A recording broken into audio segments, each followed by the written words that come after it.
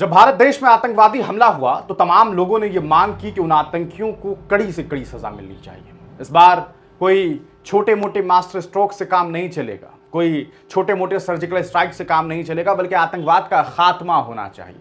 जिन लोगों ने आतंकवादियों को संरक्षण दिया, जिन लोगों ने आतंकवादी हमले किए, जो लोग भी उस पूरे मामले में शामिल हैं, उनको खत्म कर देना चाहिए। देश के प्रधानमंत्री नरेंद्र मोदी से 140 करोड़ लोगों ने यह गुजारिश की। लोगों ने कहा कि प्रधानमंत्री जी, इस बार आपको जो करना है करिए। विपक्ष के नेताओं ने, चाहे वो राहुल गांधी हो, तेजस्वी यादव हो या फिर असदुद्दीन ओवैसी हो, तमाम लोगों ने कहा, एक सुर में कहा कि प्रधानमंत्री जी जो फैसला लेना है लीजिए और कड़ी से कड़ी सजा दीजिए। लेकिन देश में हुआ क्या? पहलगाम में आतंकवादियों ने जो हमला किया, उन आतंकवादियों को खत्म करने के नाम पर इस देश में मुसलमानों के साथ क्रूरता जैसी खबरें सामने आई, मुसलमानों के साथ नाइंसाफी बरतने जैसी खबरें सामने आई। देश के कई हिस्सों से खबर सामने आई कि कश्मीरी मुसलमानों के साथ जुल्म सितम किया गया। आपने देखा किस तरीके से मुसलमानों का नाम पूछ करके उनके साथ मारपीट की गई, ऐसी खबरें सामने आने लगी। ये कितना शर्मनाक है। और यही वजह है कि उस आतंकवादी हमले में मारे गए एक शख्स की पत्नी, एक लेफ्टिनेंट की पत्नी अब ये कह रही है कि माफ कीजिए, इस तरह की हरकतें बंद कीजिए, मुसलमानों को बदनाम मत कीजिए। लेफ्टिनेंट विनय नरवाल की पत्नी हिमांशी कह रही है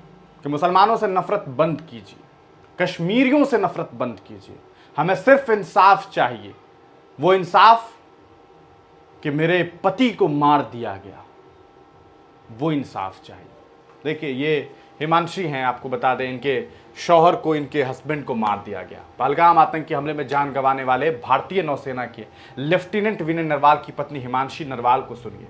हम नहीं चाहते कि लोग मुसलमानों या कश्मीरियों के खिलाफ जाए, उनसे नफरत करें। हम शांति चाहते हैं और केवल शांति। बेशक हम न्याय चाहते हैं। सिर्फ हिमांशी नहीं, देश के 140 करोड़ लोग यही चाहते हैं कि इस देश में शांति हो, आतंकवादियों का खात्मा हो, आतंकवाद का खात्मा हो। जिन लोगों ने आतंकवादियों को संरक्षण दिया, उसे खत्म किया जाना चाहिए। जिस मुल्क ने भी इस आतंकवादी हमले में अपनी सहभागिता दी है, उसका खात्मा होना चाहिए। लेकिन ये क्या आप छोटे मोटे मुस्लिम कारोबारियों को, उनके कारोबार को रोक रहे हैं उसका नाम पूछ करके? आप कहीं कोई मजदूर काम कर रहा है, वो मुसलमान है, तो उसका नाम पूछ करके आप उसे हटा दे रहे हैं। शर्म आनी चाहिए आपको। भारत किसी एक धर्म की जागीर नहीं है, यहाँ तमाम धर्म मजहब के लोग रहते हैं। हिंदुस्तान का 140 करोड़ लोग दुखी है, वो चाहता है कि इंसाफ मिले।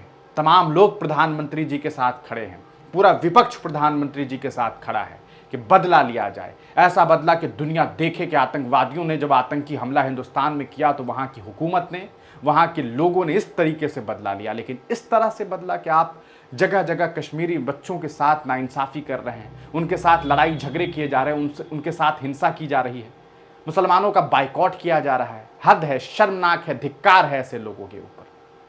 उन्हें सबक सीखना चाहिए हिमांशी जैसी महिला से, जिन्होंने अपने पति की जान गंवा दी और वो चाहती है कि मुल्क में शांति हो, इंसाफ मिले। इंसाफ इस तरह से नहीं कि आप कश्मीरियों के साथ नाइंसाफ़ी करें, मुसलमानों के साथ नाइंसाफ़ी करें। इस वीडियो को देखने के बाद आप क्या सोचते हैं, अपनी राय कमेंट सेक्शन में ज़रूर दीजिए।